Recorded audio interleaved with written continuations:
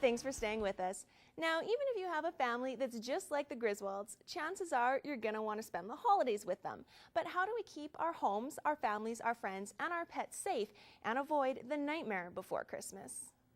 The holiday season is busy for most families in our region. There's a lot to do and a lot to think about, and safety should be number one. You know, with Christmas lights and the festive season coming up, there's a few things that need to be looked at or watched, and you might as well start with Christmas trees. If you have a live Christmas tree, it should be kept watered and maintained, and needles picked up or vacuumed up or whatever.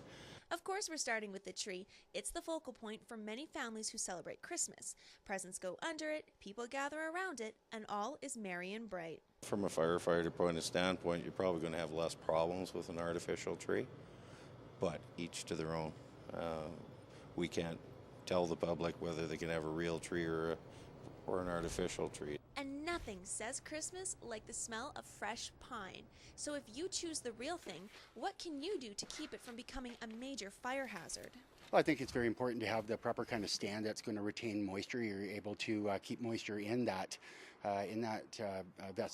vessel at the bottom, and there are different products that can improve moisture retention and draw up through the bottom of the tree. So it's very important to cut the bottom of the tree, which is going to allow that moisture to migrate up into, which does a couple of very obvious things. It's going to keep the tree fresher, it's going to keep the tree green, it's going to be easier to clean up when the season's over with. But the primary importance of keeping it moist is the fact that it's going to be safer when this time of year, when we get the furnaces on, houses are dry, and that's going to cause an issue with the tree drying out really quick, and people don't realize that the heat that can be generated from the lights that are on the tree can be very much a fire hazard. That's avoidable just by keeping it properly watered. It seems simple enough to keep your tree watered, but if you get stressed out or distracted during the holidays, it's a pretty easy thing to forget. Keeping an eye on things. If it's tossing leaves or needles off, then it needs more water checking in the bottom of that stand to make sure that that's got water in it, and that can go quite quick, again, depending on the humidity of your home, which is dry at this time of year. Sounds easy enough, but what else should we be on the lookout for? Fireplaces become a problem on Christmas Day when people tend to use them as to dispose of their paper wrapping and stuff like that. The only thing you should really be burning in a fireplace is good, clean, seasoned wood. The other thing is, if you don't know how to operate the thing, maybe you shouldn't be using it, because if the damper on the chimney isn't open, then you're going to backfill the residence with smoke, and that can cause problems too. So if you're burning paper, for example, or wrappings or even moist wood in there, you're building up the creosote in the chimney, which over time can cause a fire in the chimney. Any ornaments around the house, if you're using extension cords, they should be maintained, not cracked or frayed or things like that. Those can cause problems. Anytime you see any damage done to the cord, you should just replace it.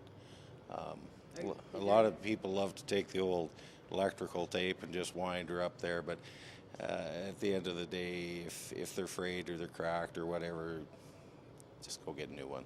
So adding new extension cords and power bars to our holiday list and watching the Yuletide Log channel sound good at this point, but there's one thing that we can't avoid doing. Well, I suppose cooking is probably the biggest one that sticks out, because everybody cooks. Not everybody would have a fireplace. Maybe somebody doesn't have candles in their house. So cooking is probably the big one, because everybody cooks, everybody has the big turkey dinner.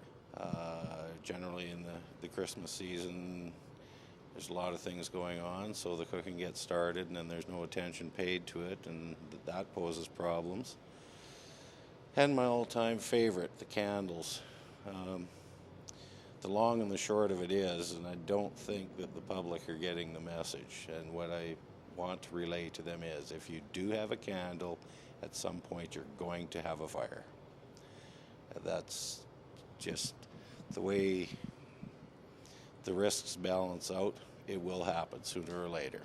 Unattended, not extinguished when you go to bed or you leave the residence, or a whole number of things. You get pets in the house who can knock them over. You leave a window open and a breeze can blow them over. A whole whole realm of things can go wrong with the candles. So watch the candles.